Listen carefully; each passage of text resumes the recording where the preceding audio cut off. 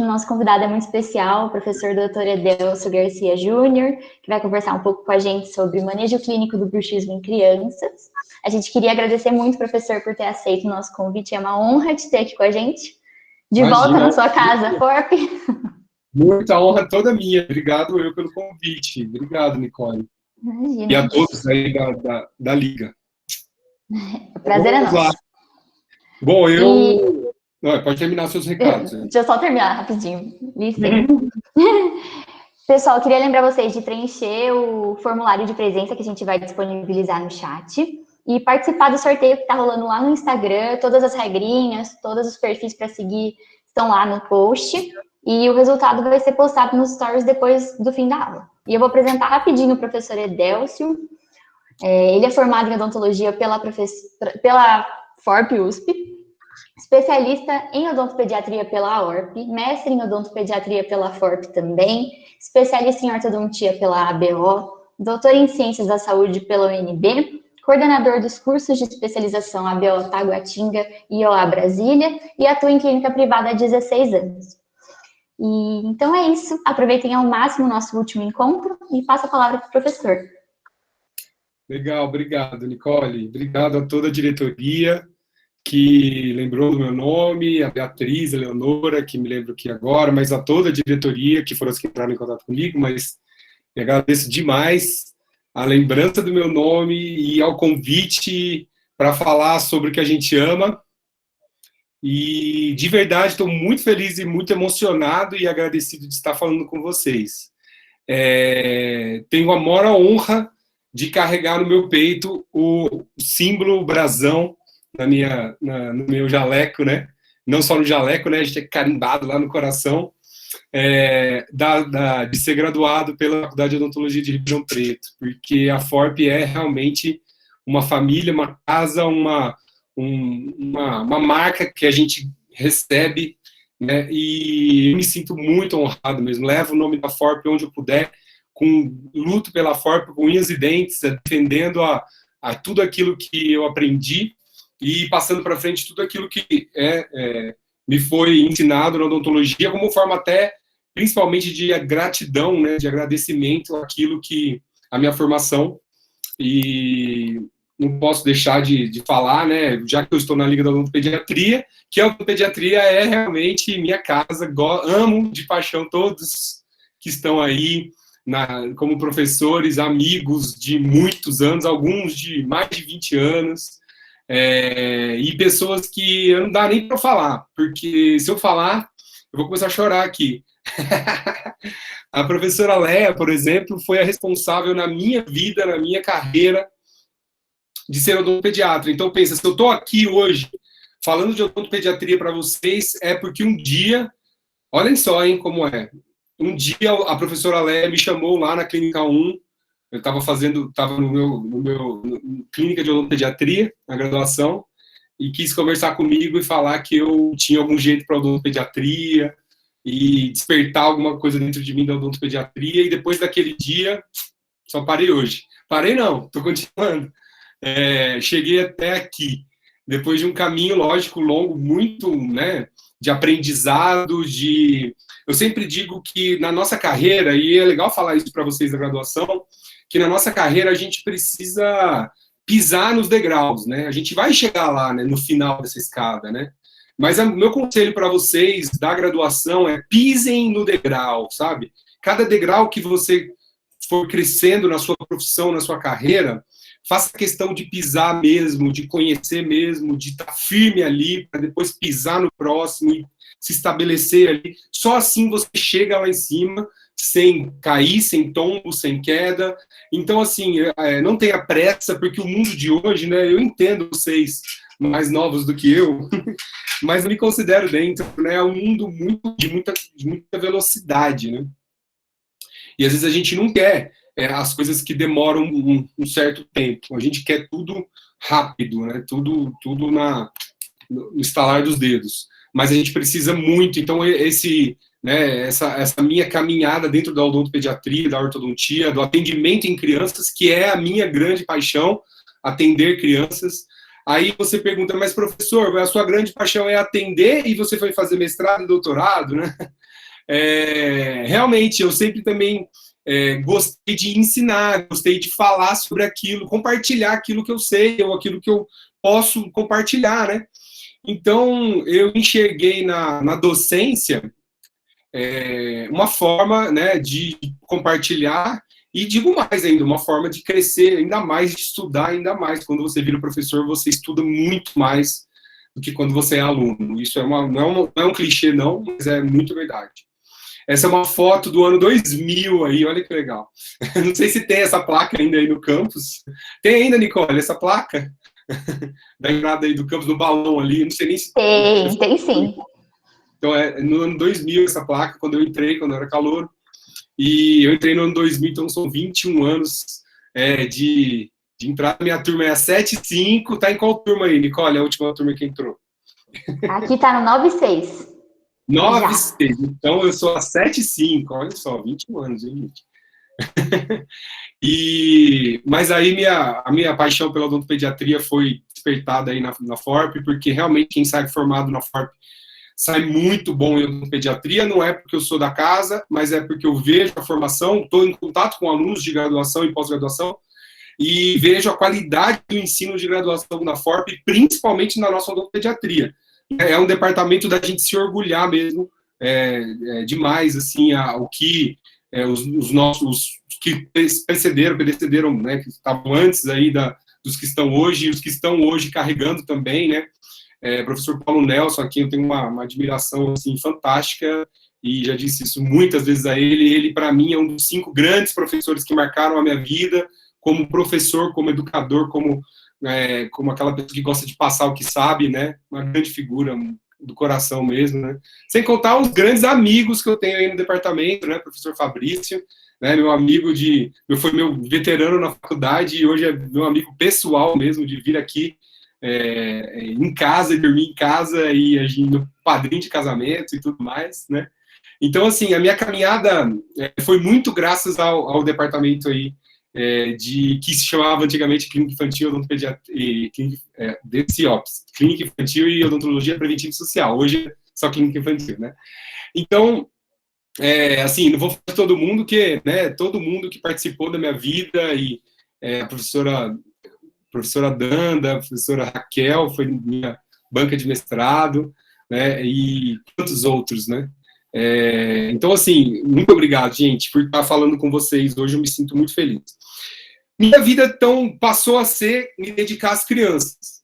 E dentro da odontopediatria, eu fui um cara que resolvi nunca negar nenhum tipo de atendimento. Porque a odontopediatria é a especialidade mais difícil da odontologia, na minha opinião. Ela é uma clínica geral, você tem que ser especialista em tudo, né? Ou seja, você tem que ser bom na dentística, você tem que ser um bom endodontista, você tem que ser um bom cirurgião, um bom ortodontista, ortopedista. Você tem que ser é muito difícil você ser bom em tudo, né? Então, assim, o odontopediatra é uma luta eterna para cada vez tentar ser melhor naquilo que, né, no nosso leque enorme que é a odontopediatria. Então, assim, eu fui caminhando com a odontopediatria e vi, dentro dessa caminhada, a necessidade de me tornar ortodontista, de estudar ortopedia, me enveredei mais para ortopedia facial, mecânica, mas amo também a ortopedia funcional, sou um estudioso, um amante também de usar os aparelhos funcionais, gosto da filosofia, da técnica, mas acabei me especializando mesmo em ortodontia e ortopedia facial. E acabei, há alguns anos atrás, fechando esse ciclo, fazendo meu doutorado aqui na UNB com a professora Soraya Leal, que realmente também me alegra muito ver alguns posts dela, do contato que ela tem feito com a FORP. Foi muito legal, inclusive na minha defesa de doutorado, o professor Fabrício foi da banca, e eu acho que é ali que começou a estreitar os laços aí, foi muito legal, fiquei muito feliz de ver duas das minhas grandes referências aí, a FORP e a UNB, juntas aí. Então, eu tenho muito orgulho, sim, também da Universidade de Brasília, que me acolheu no doutorado e me fez chegar também aonde eu estou. Gente, desde o começo, eu jamais larguei a clínica. Então, eu gosto de títulos, como o título que eu dei para a nossa aula aí. Clínico, manejo clínico, porque eu tenho uma veia clínica. Desde que eu me formei, há 16 anos atrás, eu jamais deixei de atender. Jamais, em nenhum momento. Então, assim, e hoje eu sou proprietário de 2 clínicas aqui, uma só de odontopediatria e uma com a minha esposa, que é da área de dentística e orto. E, assim, sinto que a clínica é o que faz a gente, como professor, e virando as chavinhas, né? E mudando, cercando, olha, é isso que está acontecendo, é isso que está chegando, é esse tipo de paciente que está chegando.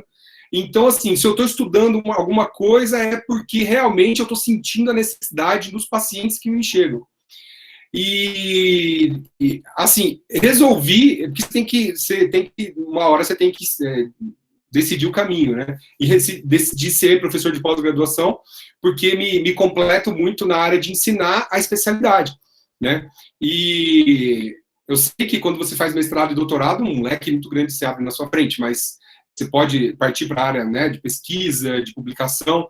E eu, como sempre fui da clínica, né, eu preferi continuar na clínica e ensinar a especialidade, que é uma coisa que eu sou apaixonado também, de cursos de especialização. Nunca dei aula na graduação, sempre em pós-graduação, por vontade própria, por querer mesmo, por acreditar em formar bons especialistas, né?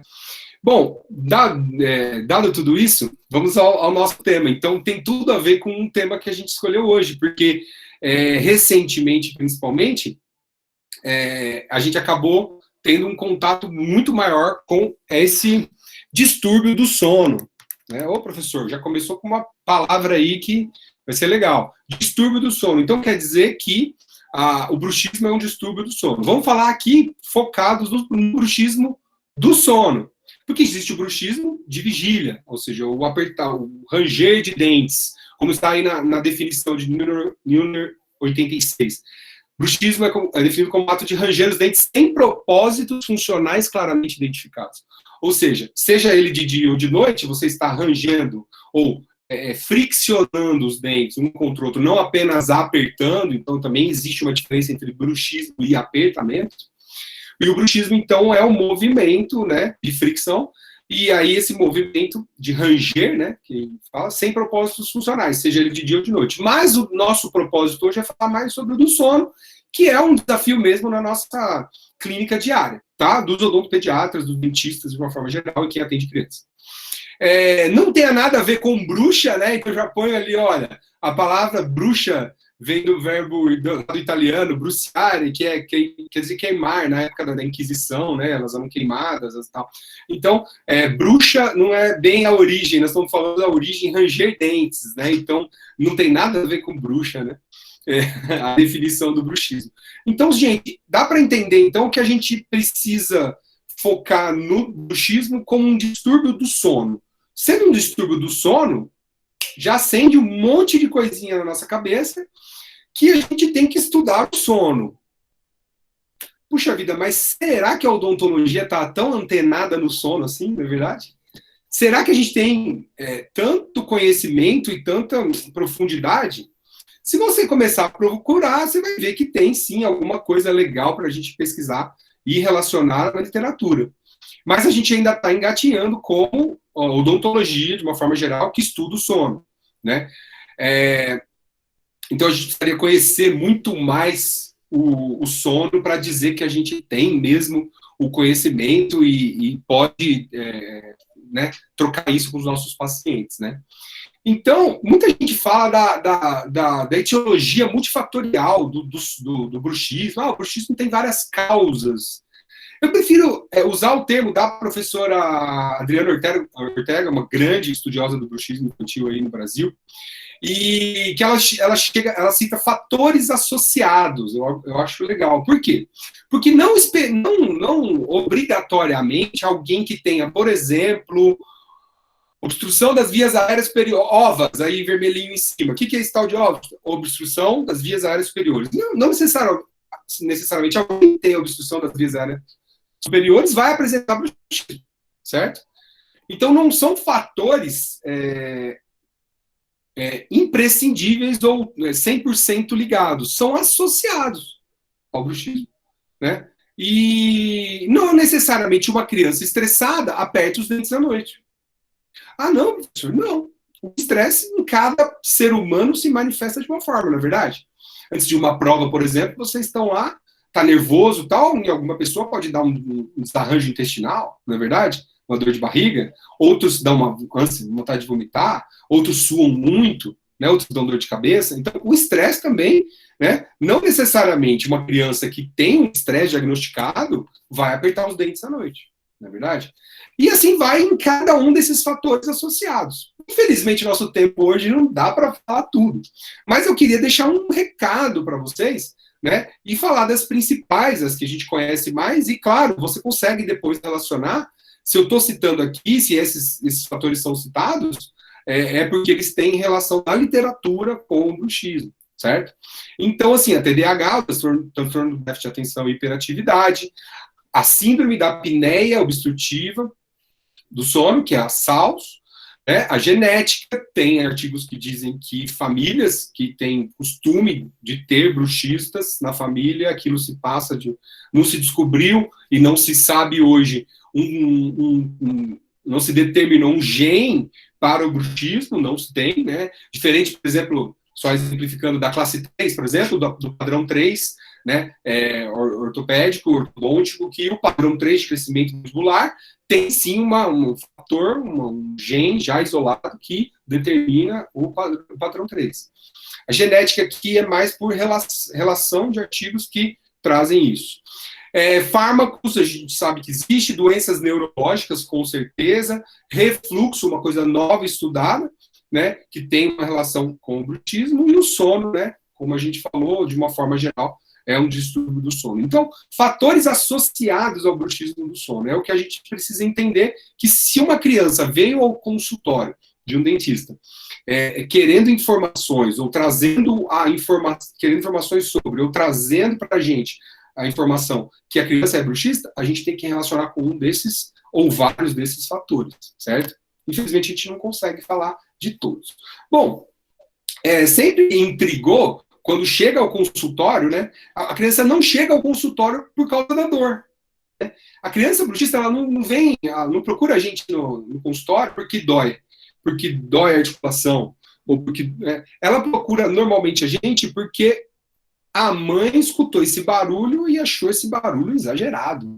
Né? Achou esse barulho, nossa, doutor, ele range à noite e o barulho é muito forte. Eu tô com medo de perder os dentes. Né? Então a mãe já chega com essa preocupação. E é interessante eu dizer para vocês que depois de 16 anos de pediatria, porque eu saí da faculdade, já fui fazer especialização lá na URP, e na semana seguinte, depois da colação de grau, eu já estava fazendo especialização, e eu nunca tive um caso de DTM diagnosticada com dor aguda, né? No meu consultório. E olha que já são anos atendendo, assim, ininterruptamente as crianças. Então, assim, eu posso dizer, com uma casuística própria, que não é comum a dor na ATM. Mas, puxa vida, nem o bruxista, professor, nem aquele que chega com os dentes só o toquinho do dente, né, todo desgastado, nem esses. A dor é realmente uma coisa bem difícil de acontecer relacionada ao apertamento, ao bruxismo, ao ranger, né? E a explicação, vou usar a nossa referência maior, professora querida, amada Sada Sede, né, no livro de colaboração de todos do departamento, né? Lembro aqui de vários capítulos maravilhosos desse livro, que eu adoto nas minhas especializações, né? Capítulo escrito pelos nossos queridos aí, o de DTM escrito pela professora amada, que vou citar já, Crândia, né? Mandem um abraço para ela quando vocês se encontrarem. A gente tem, nossa, gosto demais da Crândia, professora Maria Cristina Versato. Ixi, vai ficar lembrando, né, gente? Essa imagem, a foto está lá no livro, e ela explica muito bem. Tecidos ainda imaturos, revestimento do côndilo em tecido fibroso vascular, camadas proliferativas de tecido ainda imaturas, cavidade articular rasa, ou seja, ela ainda não tem um encaixe, um travamento no côndilo, juntamente com a cavidade glenoide, ou cavidade articular, e a eminência articular e o côndilo ainda pouco desenvolvidos. Então, isso faz com que esse apertamento, esse uso excessivo da articulação não cause necessariamente uma dor, né? Então é muito comum, então eu já falo de cara que o bruxismo não vai apresentar, o bruxismo do sono, não vai apresentar realmente dor de forma assim como uma característica. E a explicação está nesse slide aqui, e eu falo isso para os pais, né? Então a capacidade ali ainda do cônjuge se adaptar a movimentos ainda é muito grande na criança, né? Então a dor não acontece. Eu vou respondendo o chat. Se for alguma coisa que vai ter durante a aula, eu continuo. Você pega muitos casos de bruxismo associado a dores de cabeça, não diretamente na TM, mas as crianças que já vêm com diagnóstico de enxaqueca, por exemplo. Então, só a enxaqueca é pouco, né? Só a dor de cabeça é pouco. Então, eu preciso ter alguma coisa, né, dentária, eu preciso ter um desgaste, eu preciso ter um barulho ali no túnel, eu preciso juntar mais né, ingredientes aí para o nosso diagnóstico, mais ferramentas. Mas a dor de cabeça, um pai ou outro costuma relatar. Eu não consigo traçar uma linha, né, direta com o bruxismo, nos casos que eu atendo, mas isso, com a união de tudo, exatamente, com a, né, junção de outros sintomas também. Bom, gente, o que a gente sabe mesmo é que, e o que é mais aceito, dentre todos esses fatores associados, é o estresse, né? O estresse infantil, primeiro que ele precisa ser entendido, né? Os pais não sabem o que é o estresse infantil, muitas vezes. A gente que vai dizer e abrir os olhos para os pais o que é o estresse infantil. Às vezes o pai e a mãe chegam para ele, doutor, imagina, né? Ele não tem estresse, esse menino só brinca, só... Aí a gente começa uma entrevista assim, né, uma anamnese mais detalhada, a gente começa a ver os pais, doutor, realmente eu acho que o meu filho está com algum princípio ou um sintoma de estresse, né? As crianças de hoje, a não ser aquelas cujos pais sejam super criteriosos na criação, estão sim expostas a uma enxurrada de causas de estresse. Se você pensar em motivos externos, aqueles que vêm de fora para a criança, não consegue controlar, vamos dizer, nem os internos também, mas os externos, aqueles que vêm até ela, né? Então, uma mudança de cidade, por exemplo. Eu já tive pacientes com mudança de cidade, aí muda de escola, de casa, e aí aquilo muda, e a criança às vezes não queria, às vezes não era, né? A criança normalmente ela quer ficar ali onde ela já fez amizade e tudo mais. Isso pode ser um motivo de desencadear um estresse. Excesso de atividades, bom, esse é campeão, né, gente? Excesso de atividades. Eu falo que hoje em dia é difícil agendar com as crianças, né? A consulta odontológica. Deixa eu trazer um pouquinho mais a luz mais para frente. Porque as crianças estão mais ocupadas do que até a gente, né? Segunda ela pode, mãe? Não, segunda ela tem inglês de manhã. Terça ela pode? Não, terça ela tem judô, natação, né? Essa é a música do Legião Urbana. Judô, natação, fotografia, teatro, artesanato e foram viajar. Né? É muita coisa, né? As crianças fazem muita coisa hoje. E aí a gente percebe, né, que isso pode sim estar gerando excesso de... Bom, a gente sabe comprovadamente na literatura que brincar é pedagógico, brincar é importante para o desenvolvimento geral da criança, né? E eu estava falando sobre isso recentemente, né, com um paciente, de que o ócio da criança é legal, né? O ócio é importante, né? O não fazer nada, para a criança é fantástico.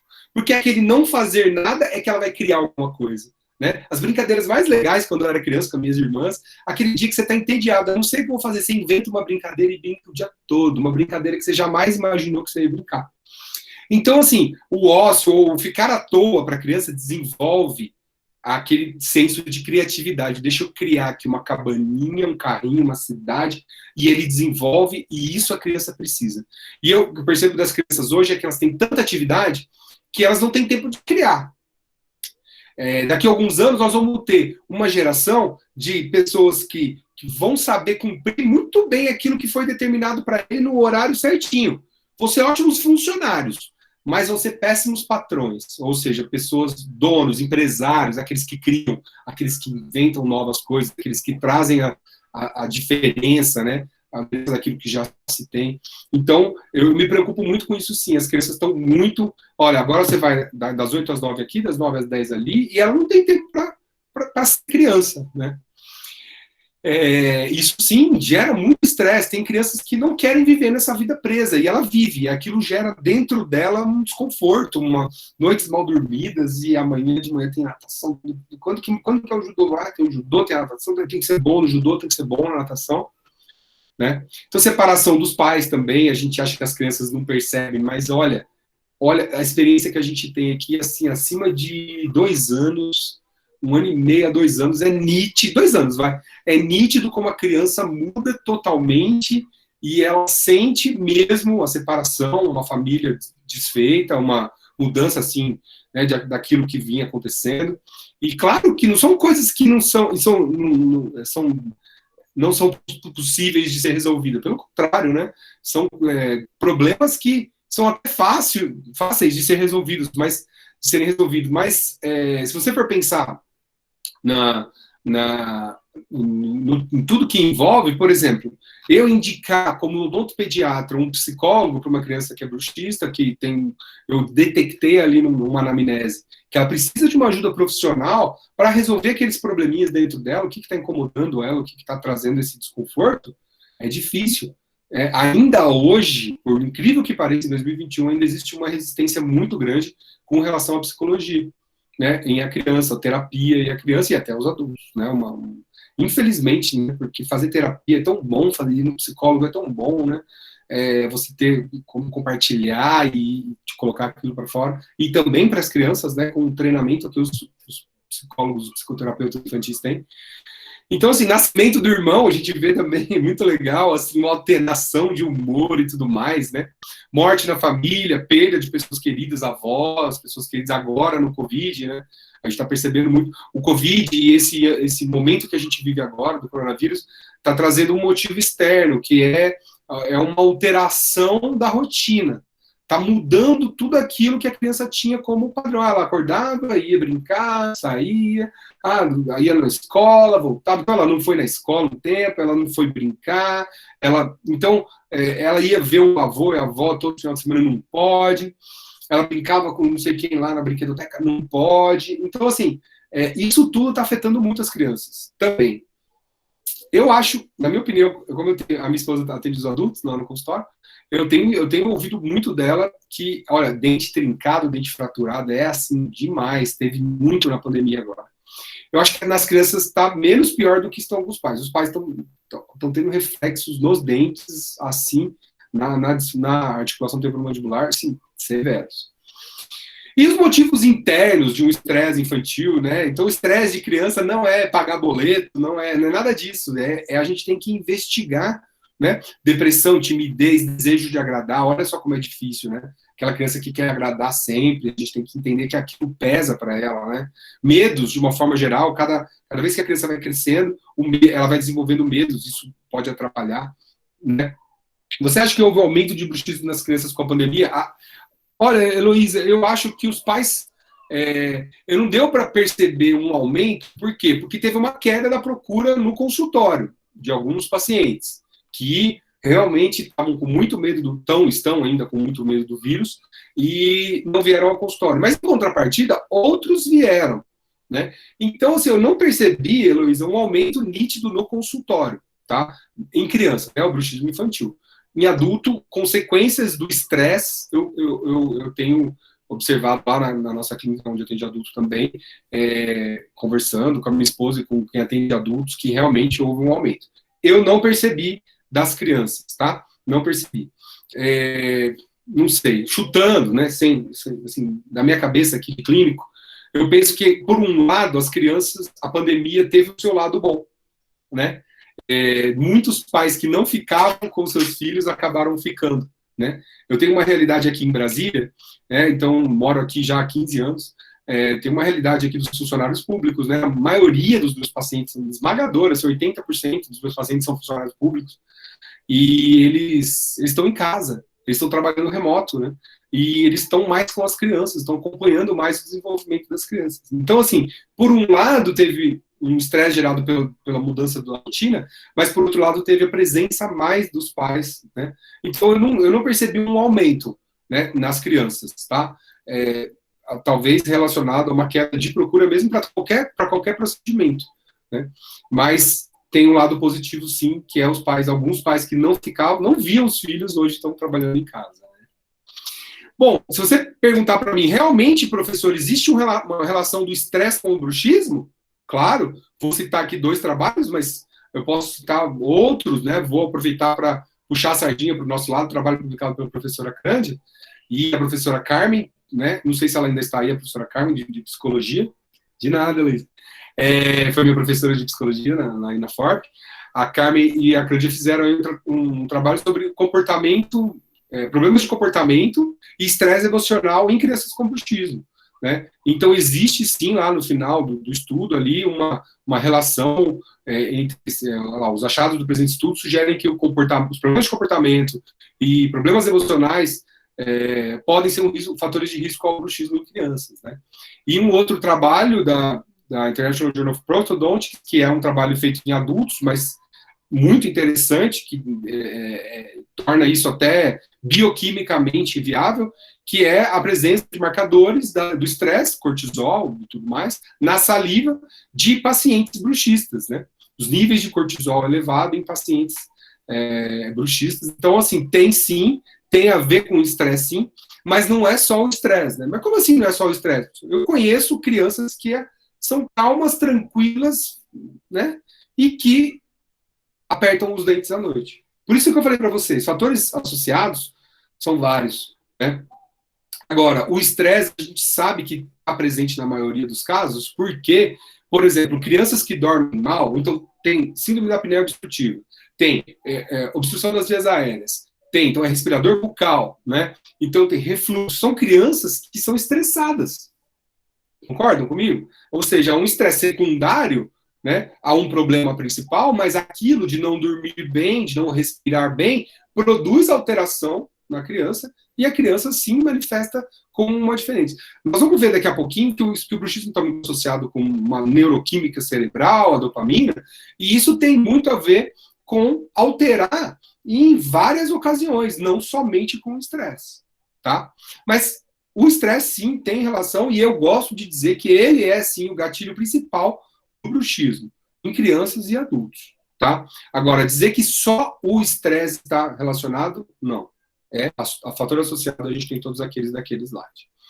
Essa é a paciente que eu falei para vocês que eu recebi, são 2 meninas, acho que a outra irmãzinha dela vai estar aí mais para baixo. Olha todo serrilhadinho o dente, já o início aí do bruxismo, ela falou que eles se mudaram, eles tinham se mudado lá do Rio Grande do Sul para Brasília, e mudou tudo, após essa mudança de cidade, de escola, os pais separaram e tal, a criança teve o início desse bruxismo, e olha os desgastes, parece todo quebradinho o dente, né? E você já começa a ver o canino ali, do lado direito, ali, o canino já com a cúspide toda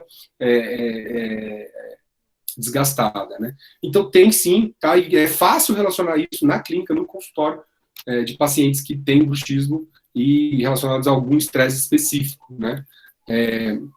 Agora, o que eu percebo é que os dentistas sabem muito pouco sobre sono. E como é que você vai entender bruxismo, que é um distúrbio do sono, se o dentista não conhece nem o sono, né?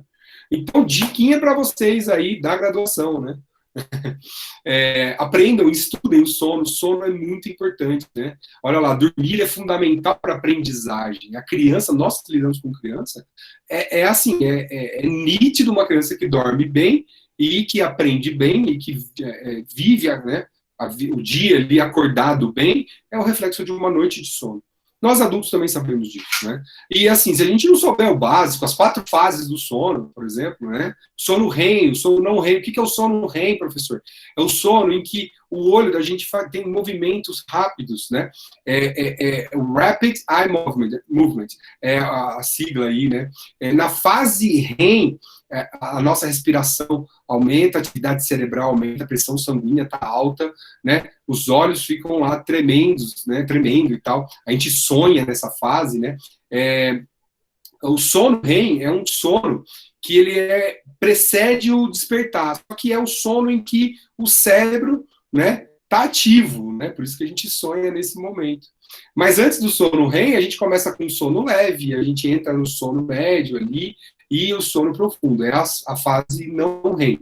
É a fase que a gente ensina o cérebro a descansar e desliga o cérebro.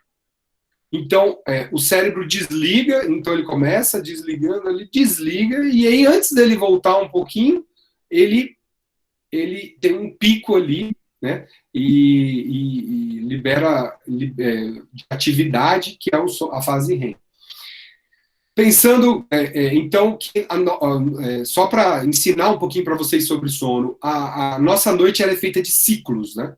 Então, a gente tem lá 4, 6, 8, até 10 ciclos repetindo ali durante a noite, né? De repetições a cada 60, 70 minutos, até um pouquinho mais, em algumas pessoas com ciclos um pouco menores, mas nesses ciclos, vamos botar em ciclos de 60, 80 minutos, né, uma hora e um pouquinho, a gente passa pela fase de sono leve, sono médio, sono profundo, e aí a fase não REM, a fase REM, o cérebro ativa de novo, a gente dá um breve despertar, né, que é o breve despertar, aí a gente vira na cama, a gente, né, movimenta e dorme de novo, né.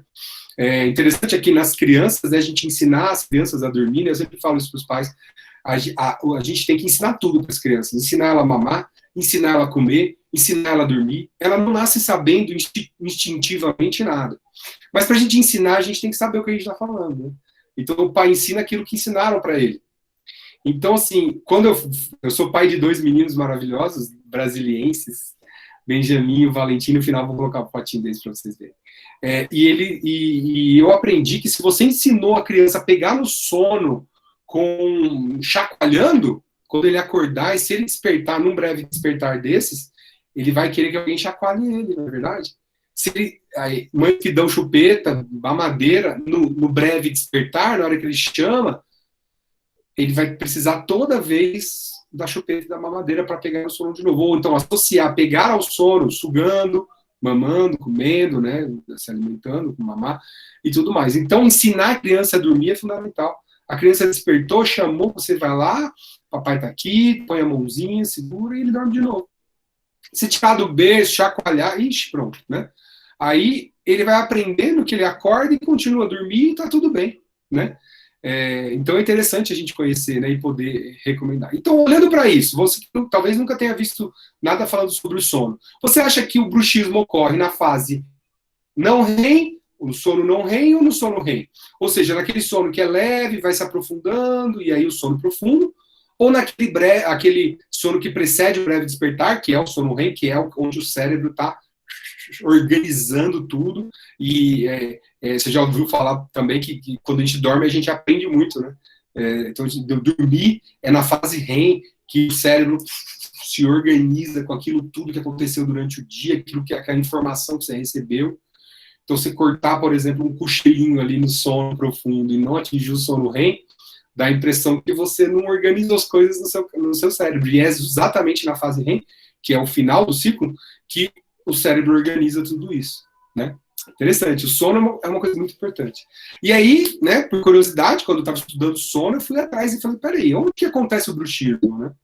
E o bruxismo acontece nas duas fases, no sono REM e no sono não REM. Olha que interessante. É uma das cada distúrbio do sono tem mais característica com uma fase. O bruxismo não. Por exemplo, crianças mais agitadas e tudo mais, é na fase REM. Crianças mais quietas, é na não REM. Mas isso não é uma regra, mas pode variar. Ele pode acontecer tanto em uma quanto na outra. Ele não é especificamente de uma fase. Professor, como se sabe tudo isso sobre o sono? É um exame chamado polissonografia, feito em crianças e adultos, em que a gente vê e estuda os ciclos através da medição da frequência cardíaca, frequência respiratória, batimento, frequência e a pressão arterial e tudo mais, nesse exame de polissonografia durante uma noite toda. Tá? Gente, infelizmente o tempo é curto, não dá pra gente falar tudo. Mas se a gente quiser entender um pouquinho de sono, aí a gente caminha, trazendo o bruxismo para dentro dos distúrbios do sono, ele está muito relacionado com a síndrome da apneia obstrutiva do sono, que está sendo muito estudada. É uma definição que eu trago para vocês de um artigo médico. A apneia obstrutiva do sono, característica por episódios de obstrução parcial ou total da via aérea superior. Parou de respirar durante o sono. Aí cai a saturação de oxigênio ou hipercapnia, que é aumento do CO2. Ronco, movimentos paradoxais entre abdômen e tórax, né, um desconforto, a apneia, o sono é fragmentado, né, então acorda ali, e aí não completa o ciclo do sono, então a gente não tem todo aquele ciclo completado, né, e isso tem uma relação direta com sintomas diurnos, então assim, olha só, um problema de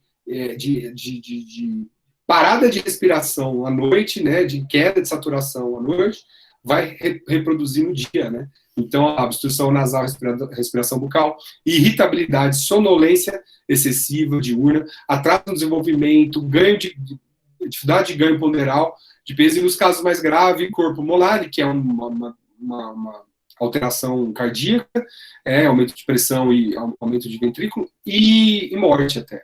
Bom, claro que em casos muito graves. Então, a polissonografia noturna é o padrão ouro para diagnóstico, deve ser realizado em laboratórios do sono, com prática e manejo em crianças. Porque para criança, gente, há muita crítica em relação à polissonografia. Porque se eu pegar todas as crianças que chegam com bruxismo no meu consultório, para tentar detectar se o sono dela é a causa, qual o fator associado que eu posso trazer, a polissonografia é complicada. Né? Porque em criança, a criança não dorme bem à noite, o exame está sempre alterado. Ela vai dormir numa clínica e pronto, né? Acorda onde eu estou e chama a mãe e o sono dá muito alterado. Mas a polissonografia ainda é o exame que a gente tem, e em crianças um pouco mais difícil de fazer, mas é o que a gente tem. E a terapêutica da SALS, da síndrome, vai de acordo com a sua gravidade, claro, com cirurgia, ou cirúrgico, remédios, ou até uso de CPAPs, melhora da respiração. Tá? Então, assim, a síndrome da apneia obstrutiva do sono tem muito artigo que relaciona ao bruxismo, ali um artigo de 2015, da Crânio, o bruxismo do sono associado com a apneia obstrutiva em crianças, tá? Síndrome da apneia obstrutiva em crianças. Então, tem uma associação entre os dois, né? Bom, se tem uma associação entre os dois, as pessoas que têm a apneia obstrutiva do sono, tem que ser investigadas quanto ao bruxismo, e o bruxismo ter uma relação com elas, né? Bom, muita gente, nossa, muito pai chega para mim, doutor, não é verme, viu? Porque eu já fiz exame de verme. Quando a criança começa a ranger os dentes, existe uma crendice popular, eu sou do interior, eu sou Ribeirão Pretano, viu, gente? Eu sou aí do interior de São Paulo, né? Cresci a minha vida toda, morei em Ribeirão Preto, sou botafoguense, né? De 3 gerações, né? Botafogo de Ribeirão na veia, ainda torço pelo Botinha, sofro, né? Nem torcer, sofrer. Mas sou ribeirão pretano, morei uma época da minha vida em São José dos Campos, mas minha família toda de Ribeirão. E, assim, aí no interior se fala muito, né? No interior de São Paulo se fala muito. E é verme, tá arranjando dente, é verme. Por que se fala isso, né?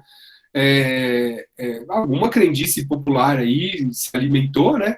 E lá foram nossos queridos Paulo Nelson Filho, Cândia, a Carol Brunelli, minha amigaça de graduação, e a professora Conceição e o Sérgio foram publicar sobre se existe uma relação entre bruxismo e parasitas intestinais. Não existe. Melhor time mais sofrido. Boa, Beatriz. Aí, Beatriz é tricolor também. Então, esse trabalho da professora Cândia e do professor Paulo Nelson, pegando crianças que apresentavam bruxismo, fizeram um trabalho relativamente simples, mas importantíssimo, né, de ser feito. Crianças bruxistas, faz lá exame parasitológico para ver se tem uma relação. Né? E não foi encontrado a associação existente entre parasitas intestinais e o bruxismo. Então, tira isso da cabeça dos pais, diga para os pais que tem artigos publicados que não tem nada a ver uma coisa com a outra. Tá? Então, isso é só para citar, para você já, de cara, já falar para os pais que isso já na ciência a gente já sabe que não tem nada a ver. Né? Bom, muitos pais chegam até mim com o bruxismo lá na criança, e eu vou dizer para vocês uma experiência clínica bem nítida minha. Qual a idade, professor? Talvez você esteja pensando nisso, queria até fazer essa pergunta. Qual a idade que mais chega criança com bruxismo lá para você, professor? 3 a 6 anos, gente. Disparado. Disparado. Aí eu pergunto para você, poxa, 3 a 6 anos, o que tem nessa fase para a criança ter, né? Então vamos estudar um pouquinho o desenvolvimento infantil, né? E a gente sempre ouviu falar, né, que a criança tem é um bruxismo fisiológico. Já ouviram essa? Não, o bruxismo que acontece na criança e depois desaparece sozinho, tal. Tá, mas qual a explicação desse fenômeno? Existe mesmo o tal bruxismo fisiológico, né? Então, para entender o que pode levar a essa fase ser uma fase em que quase todas as crianças tenham, que não seja uma coisa frequente, mas episódica, tal, de bruxismo, a gente estuda um pouquinho de psicologia, já volto nesse slide, e recomendo, aproveito para recomendar um livro para vocês, se vocês gostam de psicologia, acredito que sim. Nós, odontopediatras, somos os melhores, viu? Eu acredito que se você gosta de odontopediatria, tenho certeza que você pensa mais no ser humano do que no dente, né? A gente pensa mais na criança, naquele ser humaninho, do que ficar pensando em dente, então a gente gosta de estudar tudo. Esse livro fantástico de psicologia fala das fases do desenvolvimento humano, desde a pré-natal até a fase da velhice, da idade, né? Idosa, tal, dos idosos. E vai falando das características de cada fase, né? E dentro da infância, a gente tem a primeira infância, de 0 a 3 anos, e a segunda infância, 3 a 6. E a segunda infância, para nós que estudamos criança, e tratamos e atendemos criança, é fantástico. Porque é aquela fase mais legal de atender a criança. É a fase que eu mais gosto. Às vezes é desafiador, no sentido de manejo clínico e tal, mas a gente atender a criança na segunda infância é viagem pura, né? O meu mais velho, o Benjamin, tá nessa fase. Ele vai fazer 5 anos agora. E ele, cara, ele inventa cada jogo, cada brincadeira. Amigo imaginário. Todo mundo tem essa fase, né, gente? Se você tem um sobrinho, um filho, um irmão, um primo, tem lá a fase do amigo imaginário. O amigo imaginário do Ben é o Léo. É Léo, chama Léo. Ele fica... Papai, o Léo vem também e tal. E toda criança tem, né? O meu sobrinho, Gabriel, tinha o Noni. Era o Noni. Noni. Chama o Noni vem. Noni. Então, assim, a criança desenvolve, assim, né?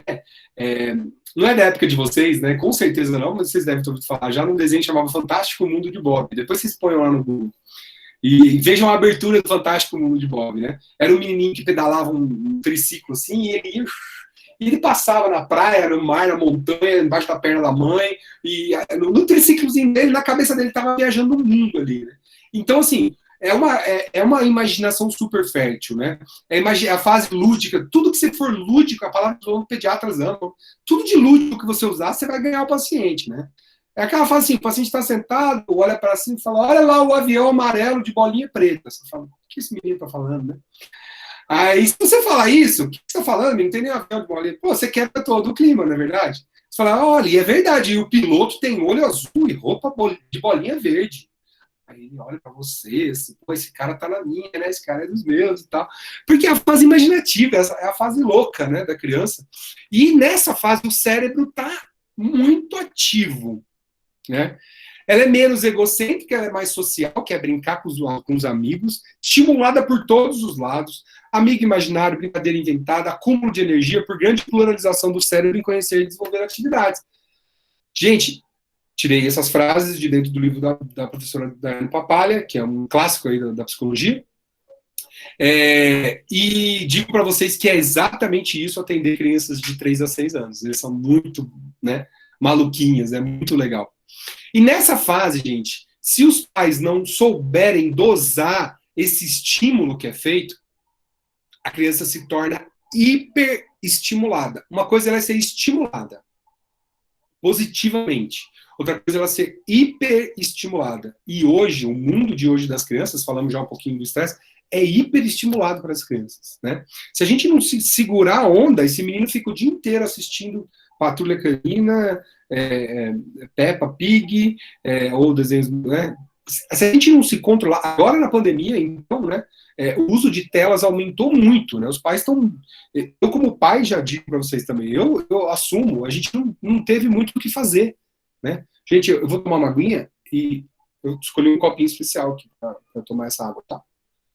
Copo de 75 anos do Centro Acadêmico Carneiro Leão. Tá aqui, ó. Aproveitando um abraço aí para o Centro Acadêmico Carneiro Leão. A gente fez o copinho comemorativo. Não sei se vocês fazem ainda copinhos como esse. Escolhi um copo especial. E nessa fase, então, se a gente não controlar... Gente, agora na pandemia, a gente teve que ceder, né? Poxa vida, elas já não estão podendo brincar, não estão podendo, né, se relacionar muito. A gente cortar... Então, a gente, assim, tentou, eu, minha esposa aqui em casa, criar atividades ao máximo. Eu tenho 2, né? Um de 5, outro de 2,5. Então, assim, a gente está, né, se desdobrando, principalmente no momento que a gente pode, sábado, domingo, em levar para parque, correr, gastar aquela energia legal. Tem um lado positivo disso tudo, porque eu acho que as pessoas descobriram mais os parques, né? Saíram das brinquedotecas, né? Nossa, que é tanta brinquedoteca. Eu vou para aquele restaurante que tem brinquedoteca e tal. Então, assim, talvez isso foi legal. Mas essa fase, gente, se a criança fica muito no tablet, tem assunto de adulto, convive com adulto, problema, ela já tem a fase dela. Se ela recebe uma carga de estímulo maior, pronto. O cérebrozinho dela pira. E o cérebro pirar é essa descarga de dopamina, que nós vamos falar já já, desequilibrar dentro do cérebro. Né?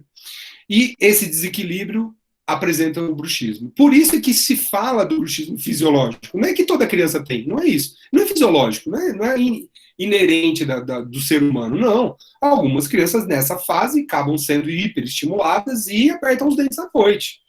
Mas não todas.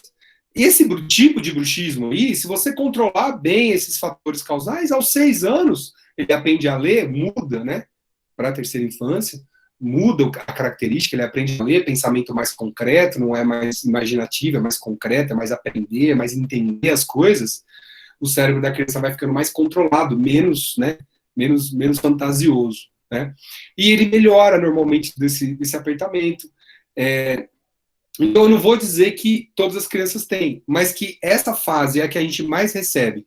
E que se a gente controlar algumas coisas ali, acertar algumas arestas dos estímulos aí que essa criança está recebendo, a gente consegue já resolver sem precisar. Claro, a gente tem que avaliar o desgaste, vou falar já já para vocês, mas normalmente a gente percebe que acontece nessa fase, né? Então, assim, professor, o que eu posso dar lá para os pais, lá, né, sobre tela? Bom, gente, todos os artigos que eu estou usando nessa aula, eu compilei 15 artigos, entre eles esses manuais da Sociedade Brasileira de Pediatria. Ao final da aula, já deixa o celular preparado, vai ter um QR Code que vai levar vocês para um Google Drive, com uns 15 artigos que eu usei como referência para essa aula, tá bom? Para facilitar. Aí vocês podem ler com calma, todos eles muito interessantes, os artigos vocês vão gostar muito. Tá bom? Esse manual eu coloquei lá para vocês, é um manual publicado pela Sociedade Brasileira de Pediatria, médica, né, pediatria, como recomendação ao uso saudável de telas, né, tecnologias e mídias nas creches, berçários, escolas, e a gente estende aí também para as casas e tudo mais. Olha só que interessante, 0 a 2 anos não é recomendado nenhum tipo de tela. Olha só, quantas crianças hoje já assistem a Galinha Pintadinha, o Mundo Bita, já há 1 ano de idade, não é verdade? 3 a 6 anos, até 1 hora por dia somente. E acima dos 6 anos, até 2 horas por dia é a recomendação da Sociedade Brasileira de Pediatria. Eu gosto de colocar isso para os pais, porque os pais veem como eles estão fora do que a medicina se recomenda para o uso de telas, não é verdade? Então, você vê 3 a 6 anos, 1 hora por dia, as crianças normalmente ficam muito mais que isso, não é verdade? E aí é que entra esses reflexos desse desequilíbrio neuroquímico do cérebro que vai trazer, em alguns casos, em algumas crianças, o bruxismo. Bom, professor, que história é essa de cérebro, bruxismo, dopamina? Sabe qual é a história, gente? É o seguinte, até então, sabia que era o estresse e tal, ficava nisso mesmo. Mas agora a gente tem, sim, e lá tem artigos que no drive que eu vou passar para vocês, tem artigos falando sobre isso, a relação entre dopamina e bruxismo. A dopamina é um neurotransmissor, né, que depois vai gerar adrenalina, noradrenalina, mas é um neurotransmissor, um estimulante ali do sistema nervoso central, que ele tem relação com disfunções motoras. Ou seja, ele é responsável ali por movimentos musculares involuntários, ou disfunções motoras. E então se entendeu que o bruxismo, apertar aqui, é uma relação motora, uma disfunção motora dos músculos da mastigação. Poderia ter a ver com a dopamina, e começaram a se estudar o assunto. E realmente há uma relação, né, importante entre dopamina e bruxismo. Muito se veio da descoberta, não sei se você sabia, que o mal de Parkinson ocorre devido à degeneração e morte de neurônio. Então, quando foi se estudar o mal de Parkinson e tal, de uma área específica chamada de substância negra no cérebro, que é responsável por produzir a dopamina. Ou seja, o paciente que tem mal de Parkinson, a parte do cérebro afetada é a substância negra, onde produz a dopamina. E ele tem o quê? Movimentos musculares, né, não controlados. Né? Então, assim, a dopamina é que faz a condução do impulso nervoso no sistema nervoso central ao corpo, e quando ela ocorre a degeneração da substância negra, diminuição de dopamina, acarreta em perda de coordenação e controle dos movimentos. Olha que legal. Ah, mas quem tem bruxismo, então, tem um descontrole? Tem um certo nível de desequilíbrio da dopamina no cérebro. E quando começou a se entender que existe uma relação entre a dopamina e movimentos musculares, e o bruxismo é um deles, e sendo a dopamina tão importante, né, nos processos aí do nosso corpo, se percebeu que essa neuroquímica cerebral, estando desequilibrada, vai gerar, sim, algum problema. Eu falo para os pais que a criança que tem bruxismo, que aperta os dentes, que range os dentes à noite, desculpa, aperta não range, é uma criança que tem uma disfunção. Essa disfunção tem que ser cuidada, né? Assim como uma criança diabética, né? Uma criança asmática, ela tem que tomar certos cuidados para não ter a crise de asma, ter a crise de diabetes. Então, assim, eu falo para os pais, olha, o seu filho tem que saber que ele é bruxista e ele tem que cuidar do sono dele, principalmente, né? Então, assim, não é um caso de vida ou morte, mas é um caso de informação que a gente passa para os pais para que mude o estilo de vida daquele paciente, né?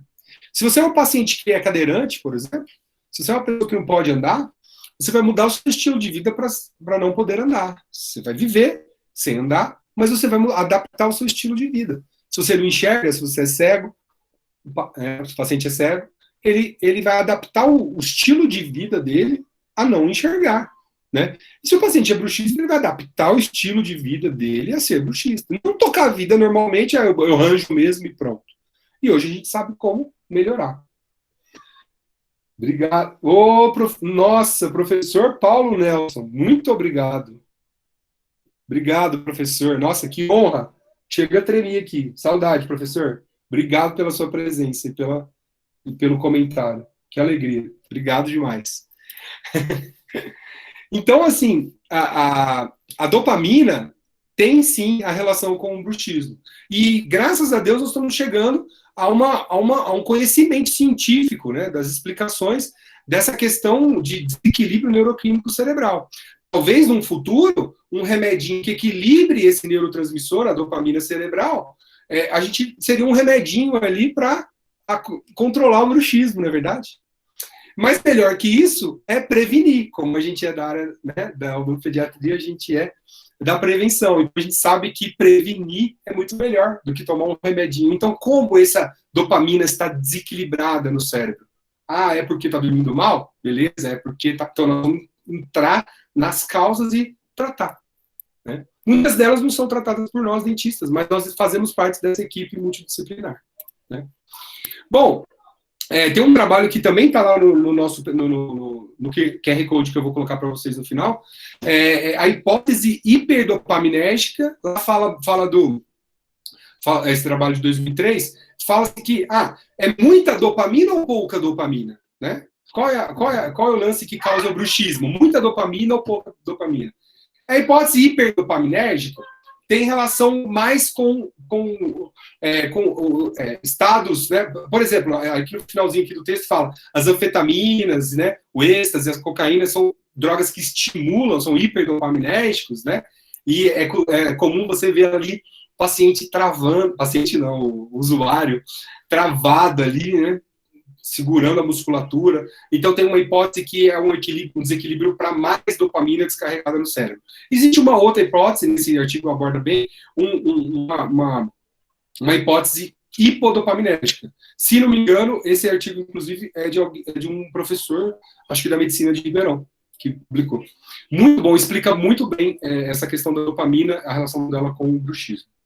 Bom, se é cerebral, gente, a gente tem, não pense assim, é um desequilíbrio neuroquímico cerebral, a gente não tem muito o que fazer, tem sim. Agora, não pense você que colocar uma plaquinha, você cura o bruxismo. Será que uma plaquinha vai curar tudo isso que eu acabei de discutir com vocês e mais outras causas que a gente nem discutiu hoje, porque não daria tempo? Será que uma plaquinha vai tratar? Será que nós, dentistas, seríamos pretensiosos a ponto de dizer que nós tratamos o bruxismo? A gente não trata.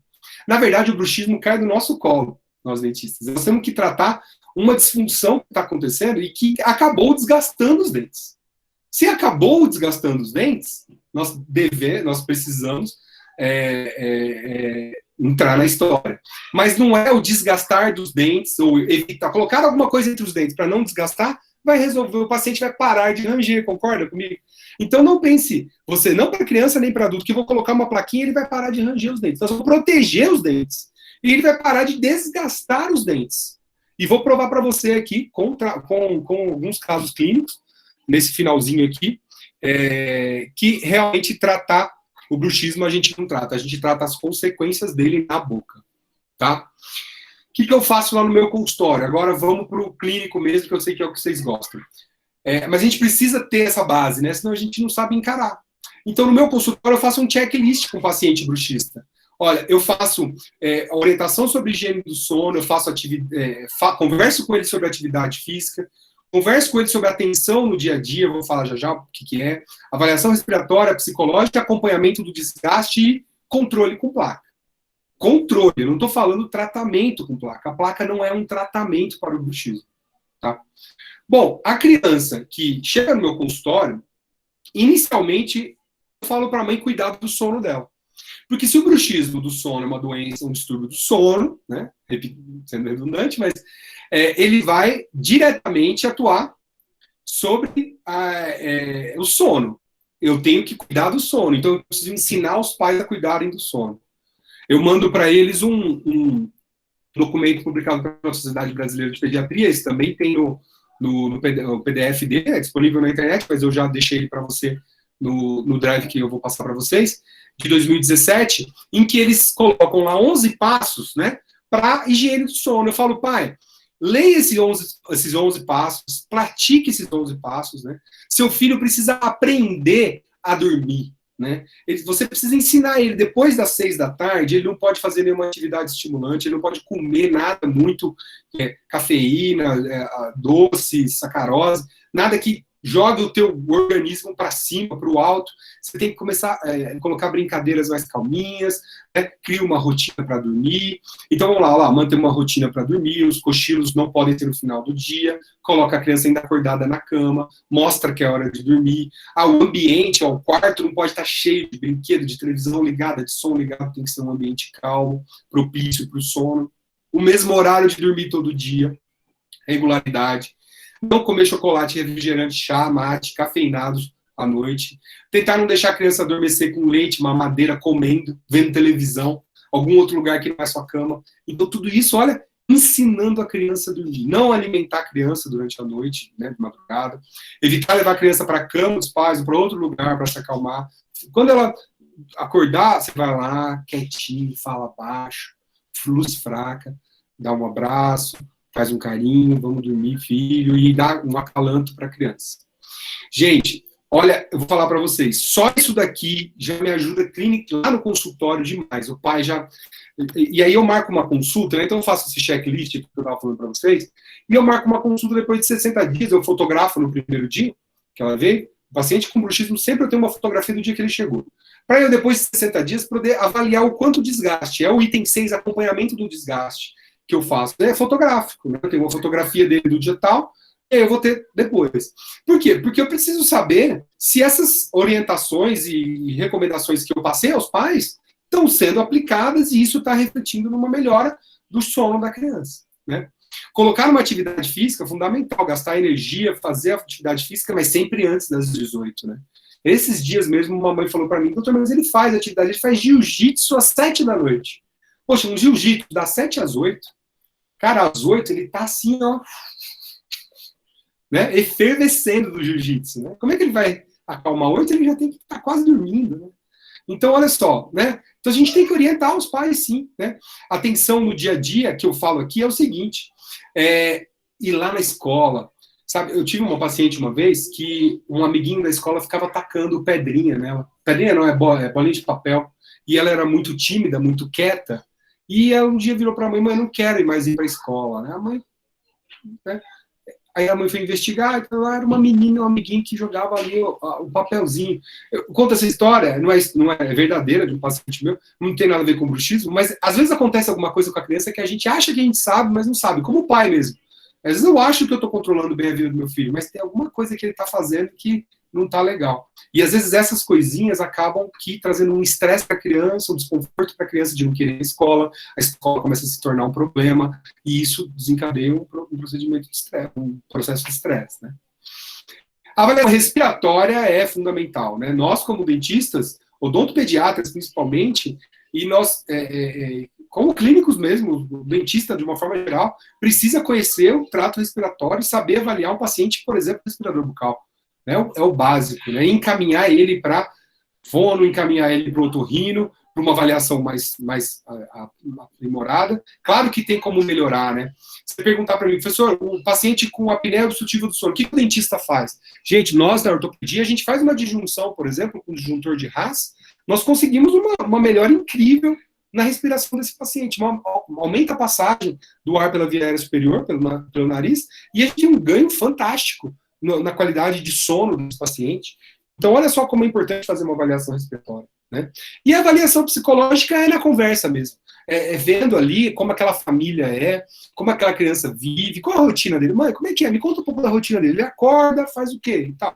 E aí nós vamos ver, ele fica bravo. Ele fica bravo quando acorda, fica bravo quando vai para a escola. Ele já, né, como é que é o comportamento dele? Ele não gosta. Quem que ele não gosta? E a gente vai vendo ali uma avaliação psicológica para ver se a relação dessa criança com quem ele se relaciona no dia a dia é boa, né? E então, com isso já orientado numa primeira consulta, eu passo a foto para acompanhamento do desgaste e 60 dias depois eu peço um retorno. Então, é claro, se a avaliação respiratória eu acho que ele precisa no otorrino, nesse tempo eu encaminho ele para o otorrino. Se eu acho que durante a avaliação, olha, mãe, seria legal você procurar ajuda psicológica, você não está conseguindo dar conta, né? Lógico que é difícil falar isso para uma mãe, né? Complicadíssimo, mas né, sabendo como falar, a gente pode fazer uma avaliação, um encaminhamento para uma psicóloga. Né? Gente, meus meninos chegaram aqui em casa, tá com um barulhinho aí, mas vocês vão entender, né? Uma palestra de odontopediatria, se tiver uma criança no fundo falando, não tem problema, tá perdoado, né, gente? Os meninos estão tocando o terror ali. Mas tudo bem. Então, assim, eu agendo 60 dias depois, eu quero ver uma melhora. Agora, se eu não estou vendo melhora, eu estou vendo um desgaste piorar, ou continuar, ou agravar, é claro que eu tenho que controlar o desgaste. Então, a placa, para mim, serve apenas para controlar o desgaste.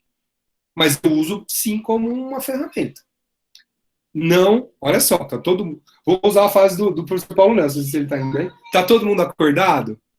Eu uso muito, viu, professor? É influência sua. Todo mundo acordado? A placa não trata bruxismo, mas a gente usa sim porque a gente não quer deixar o dente desgastar todo. Ou seja, enquanto ela institui todo esse tratamento, tentando achar qual é a origem ali desse desequilíbrio da dopamina, desse estresse ou dessa TDAH, ajustar todos aqueles fatores associados, eu uso a placa para conter, né, o desgaste. E vou mostrar para vocês casos. Então, tratar ou evitar, né, com o uso de placas, o desgaste é tratar o bruxismo? Espero, pelo menos, que você saia dessa palestra tendo a certeza que não. Nós, dentistas, não tratamos especificamente o bruxismo, mas nós temos condições de melhorar com a nossa contribuição numa equipe multidisciplinar ou transdisciplinar que vai tratar o bruxismo. Essa é a ideia. Tá? Olha só, essa é a irmã daquela que eu mostrei para vocês. Ela tem uma mordida cruzada anterior. Eu pus ela de propósito. Será que uma maloclusão causa bruxismo? Gente, a relação entre a maloclusão e o bruxismo não existe. Por quê? Porque existem muitas maloclusões e não necessariamente as crianças que têm maloclusão têm bruxismo, ou os adultos têm bruxismo. Tem pessoas que têm a oclusão impecável, perfeita e rangem os dentes à noite. Né? Então não tem essa relação ainda estabelecida. Mas olha só, irmã daquela outra, passando pelos mesmos momentos de estresse, olha como o dente está todo quebradiço. São duas lindinhas, loirinhas, gaúchas. Ô, professor Fabrício, você estava por aí, cara, muito obrigado. Muito obrigado pela sua presença. Não, você pode tudo, cara. Obrigado demais. Mande um beijo para Naná e para Gi. Viu? Essas duas lindas. Então, gente, olha só. Olha que interessante. Olha, esse é um bruxismo inicial, olha. É um desgaste que está começando. A gente tem que ter essa percepção de que começou ali o desgaste, não é verdade? Agora, esse aqui, né? Dizer para mim que você vai ficar esperando para fazer alguma coisa, eu vou, no mínimo, proteger para não desgastar mais. Porque eu estou vendo aqui dentina exposta, né? Esse paciente que eu tratei no consultório, o pai, né? Muitos problemas em casa, ali, ele sentindo muito, o pai mesmo chorou comigo ali na amnese e falando que, né, se sentindo até culpado por ele estar passando por esse momento turbulento e tal. E olha só, facetas de desgaste severas. Tratar a causa e controlar as consequências. É isso que está nesse quadrinho. Quais são as causas? Não é a placa que vai tratar a causa. A causa é outra coisa. Então, tentar alertar para o pai que ele precisa de tratar a causa, né? Levantar essa bola. Pai, olha, não está dando conta na parte psicológica? Vamos procurar uma terapia, alguma ajuda. Não está dando conta ali no sono? Vamos fazer direitinho ali a regrinha, depois das 6, dormir, higiene do sono e tal. Se tudo isso precisa ser feito para que a placa consiga segurar um pouco o desgaste. Fiz placa? Fiz. E essa é a placa que eu faço, tá? Boa noite, Breno. Essa é a placa que eu faço. É uma placa que tem um parafuso expansor de 1 milímetro no meio. O que é esse parafuso expansor, professor? É porque a criança, se ela for usar por um tempo, eu não quero que trave o crescimento transversal dela. Então a gente coloca um parafuso expansor ali no meio. E esse parafuso expansor, a cada 3 meses a gente ativa, ou às vezes algumas crianças que precisam de expansão, a cada mês a gente ativa. E ele vai acompanhando o crescimento da criança, ou expandindo até um pouco, que esse aparelho também serve como expansor de arcada, e ele tem uma cobertura oclusal. Mas, gente, não tem segredo. O seu protético, quando for fazer lá para vocês, não tem segredo. É uma placa lisa que toca todos os dentes, tá? Porque a criança não tem curva de Spee, né? Vocês lembram lá da dentição, análise da dentição, da desenvolvimento da dentição da oclusão, que a criança não tem curva de Spee, toca todos os dentes, né? O paralelismo das raízes e tal. Então a gente faz uma placa tocando todos os dentes só para proteção mesmo, tá? Proteção mesmo. Esse é um outro caso de uma filha de um casal muito querido lá do consultório, pai e mãe surdo-mudo, né? E o pai e a mãe não escutavam a criança ranger os dentes, né? Interessante. Quem foi queixar foi a irmã que dormia com ela, né? E essa era uma criança, tadinha, que sofria porque a criança, a irmã mais velha já era mais velha, diferença de idade muito grande, e ela estava sentindo um pouco de falta de atenção do pai e da mãe. Né? Pela limitação de serem surdo-mudos, ela não estava conseguindo lidar com aquilo. Né? Então, o próprio pai e mãe já chegaram para mim falando, ela não está lidando muito bem com isso, né? Nós vamos procurar ajuda profissional. Isso foi muito interessante. E eles já entendiam que a criança precisava de uma ajuda. Mas olha aí o desgaste. Também decidi colocar a placa porque eu não percebi uma diminuição nesse desgaste que já para mim já estava começando a ficar importante. Né? E ela usou a plaquinha, tá aí a plaquinha, toca lá todos os dentes e beleza. Aí você pergunta para mim, colocou a plaquinha, ele para de ranger, professor? Em alguns casos até sim, porque a plaquinha, ela desprograma a mordida, né? Leva o côndilo e a cavidade articular para outra posição. Mas tem crianças que continuam, sim, fazendo bruxismo. E esse paciente meu, Arthur, eu fiz a plaquinha para ele, e meses depois ele chegou com a plaquinha assim para mim. Eu falei, nossa, deixa eu tirar uma foto dessa placa. Olha que interessante o movimento do ranger dos dentes do Arthur. Olha que interessante. Ele rangia os dentes, olha. A marca certinha dos dentes. Eu coloquei na boca dele, dava para ver certinho como ele rangia. E olha só que interessante, ele rangeu a placa. Protegeu o dente. Mas o que eu falei para o pai? Pai, depois de uns meses depois dessa foto, ele quebrou. Ele rangeu tanto que furou a placa, né? Eu falei, pai, isso aqui é uma prova de que você não atuou nos outros itens que eu te pedi. Você precisa reforçar os outros itens que a gente pediu para você, né? Eu refiz a placa do Arthur, né, porque tinha quebrado, e aí, como ele estava começando a troca dos dentes, eu adaptei a plaquinha dele para dentadura mista. Na dentadura mista, você pode aliviar ali aqui ele aliviou de canino a canino, mas você pode aliviar os incisivos, colocar uma placa de Howler, por exemplo, E ele dormia com essa placa aí, porque o caso do Arthur também requeria uma proteção aí importante, né? Bom, eu como ortodontista e trabalho na ortopedia, eu falo para os pais, olha, se ele tem uma indicação de orto para fazer, eu acabo, né, usando o aparelho que eu vou escolher para ortopedia, para ortodontia, e unindo o útil ao agradável. Ele é bruxista, eu adapto. Por exemplo, eu tenho esse aparelho de baixo aqui. Era uma placa expansora com uma molinha de cruzar uma mordida. Era um paciente bruxista. O que eu fiz? Eu fiz um levante oclusal ali nos posteriores. Então, eu coloquei uma camada de acrílico para proteger os dentes do desgaste, né? Um outro aparelho que eu uso muito para pacientes bruxistas é o MyoBrace. Né? Os pacientes bruxistas são... ele ajuda na respiração, ele atua em vários outros, não sei se vocês conhecem essa linha de aparelhos, é um aparelho australiano, já vem pré-fabricado, de silicone, tem vários tamanhos, várias indicações aí. O MyoBrace também é um aparelho que eu gosto muito, tenho uma experiência bem longa nesses aparelhos. Então eu acabo aliando ali o bruxismo, o apertamento, alguns aparelhos, a ortodontia, a ortopedia em crianças, né? Bom, gente, eu até passei do tempo, peço desculpas, mas eu queria agradecer demais.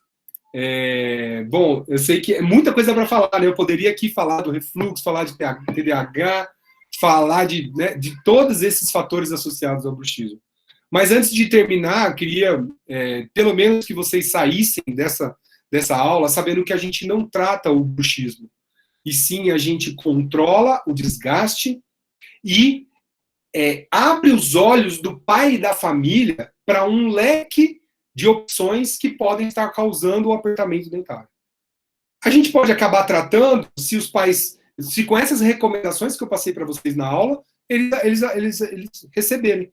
Agora, é importante sim uma equipe multidisciplinar para a gente resolver o problema de forma completa. Tá bom? Bom, para terminar, eu quero dar uma dica para vocês. Eu tenho muito orgulho de ser o único odontopediatra nessa incrível empresa de cursos online chamada Ident, ou Ident Academy. Vocês devem conhecer, se vocês não conhecem, visitem. Funciona como um Netflix, né? Você paga por mês, você tem acesso a quase 1000 cursos, muito curso mesmo, muito conteúdo de odontologia. Para a graduação é fantástico. Olha, eu vou dizer para vocês que é uma ferramenta que ajuda a formar muito bem vocês. E eu tenho a honra de ter sido convidado ao lado de grandes nomes da odontologia, de ter 10 aulas gravadas aí no Ident, são 10, aulas gravadas e aulas curtas de 40 minutos de odontopediatria, e tem um monte de conteúdo lá. Eu recomendo aí vocês assistirem alguma coisa lá, tem de tudo lá, tem todas as especialidades, tá? E encerro essa palestra muito agradecido a vocês, uma foto da minha defesa de mestrado com a professora Sada Assed. É realmente uma referência para todos nós. Não vou dizer que apenas ela me influenciou, né? Eu já falei no começo da aula da influência do professor Paulo Nelson, da professora Leia, que foram fundamentais aí na minha carreira, e de grandes amigos que hoje são professores de vocês. Vocês estão em ótimas mãos, sempre estiveram, e a FORP tenho certeza que sempre vai estar, porque o nível é muito alto. O odontopedia, o aluno de graduação, o dentista formado pela FORP, faz odontopediatria como poucos no mundo. São bem formados na graduação mesmo, na base. Né? E essa aí é uma das responsáveis por tudo isso. Né? Infelizmente nos deixou, mas deixa muita saudade. Imagina a responsa na minha defesa de mestrado, a professora Sada assistindo, foi uma alegria muito grande, e essa foto realmente diz muito para mim. E queria terminar minha aula com uma homenagem à professora Sada Assed. Apontem o QR Code aí, o seu celular para o QR Code, e vocês vão ter 15 artigos que embasaram essa aula, e você vai poder ler e se aprofundar um pouquinho mais sobre o assunto. Não babem muito, esse é o Benjamin e esse é o Valentim, meus meninos, meu moreno e meu loiro, e essa é a minha esposa Rita, dentista também aqui em Brasília. Casei com ela, brasiliense, tive 2 brasilienses, apesar de ser do interior de São Paulo. Gente, me sigam lá no @prof.edelciojr, meu Instagram, que eu compartilho as coisas de professor. E, mais uma vez, muito obrigado a Beatriz, Eleonora, a Nicole, todo mundo da Liga aí que me convidou. Espero ter correspondido às expectativas. Podem me procurar aí pelo Instagram, tiverem dúvidas, eu posso ajudar vocês. E muito obrigado, foi um prazerzaço falar com vocês. Obrigado, viu, Nicole? Obrigado a presença de uma galera aqui que eu nem não pude ficar vendo, mas, nossa senhora, só de ver uma mensagem do professor Paulo Nelson, eu já fiquei uma alegria imensa, professor Fabrício, puxa vida, são minhas referências aí na odontopediatria. Muito obrigado pelo convite, gente. Imagina, professora, a gente que agradece, foi sensacional a aula, todo mundo elogiou muito, todo mundo gostou muito. Muito obrigada mesmo. Obrigado. E, professor, ficou uma dúvida aqui do Lucas. Ele perguntou assim: professor, boa noite. Já é sabido que não há um bruxismo fisiológico, porém, na fase de estabelecimento da oclusão na dentadura decídua, quando a criança está conhecendo os dentes e eles estão irrompendo, existe um ranger de dentes transitório até o estabelecimento da oclusão do paciente. Isso também ocorre na fase da dentadura mista? Ah, sim, essa adaptação da oclusão, né? Olha, eu sou da linha que acho que o bruxismo na fase da segunda infância é mais relacionado a essa questão de neuroquímica cerebral, aí, desequilíbrio da dopamina, do que propriamente da evolução da dentição. Mas respeito a galera que acha que é apenas devido à mudança dos dentes, né? Então, assim, 6 anos muda. Então, por que aos 6 anos a criança para de ranger? Porque ela muda a dentição? Então, seria uma explicação? Seria, porque realmente o primeiro molar irrompe, os 4 incisivos superiores e inferiores, entramos no primeiro período transitório, e aí no segundo a gente confirma isso. Mas o Lucas perguntou o seguinte: se tem nessa primeira fase, vai ter na segunda também, né? Então, a gente não percebe esse bruxismo significativo na segunda fase. Se não percebe lá, é porque ele realmente não tem muito a ver com troca de dente. Concorda? Então, ele tem mais a ver com alguma coisa de neuroquímica cerebral mesmo. Então, eu sou da linha que acredito que não tem a ver com troca de dente e mudança da dentição. Eu acho que tem mais a ver com a neuroquímica cerebral. Tá bom, Lucas? Espero ter te respondido. Desculpa por ter pulado a pergunta. Uma hora começou a ter bastante mensagem, eu não consegui acompanhar. Beleza. Professor, muito obrigada pela presença, por estar aqui com a gente, e a gente espera que a gente possa se ver presencialmente na FORP, né? Vamos, nossa, tô doido para ir lá, levar meus meninos lá na FORP, para eles correr lá, para eles conhecerem onde o papai formou. Tô doido para ir, né? Agora a pandemia não deixou a gente ir muito, mas eu tô doido para ir lá. Quando eu for, eu vou conhecer muitos de vocês aí pessoalmente. Isso aí, combinado. E pessoal, então, aproveitem esses últimos minutinhos para preencher a lista de presença que está aí no chat. Resultado do sorteio já está nos stories. Muito obrigada por nos acompanharem e até o próximo semestre. Uma boa noite para todo mundo. Boa noite. Boa noite.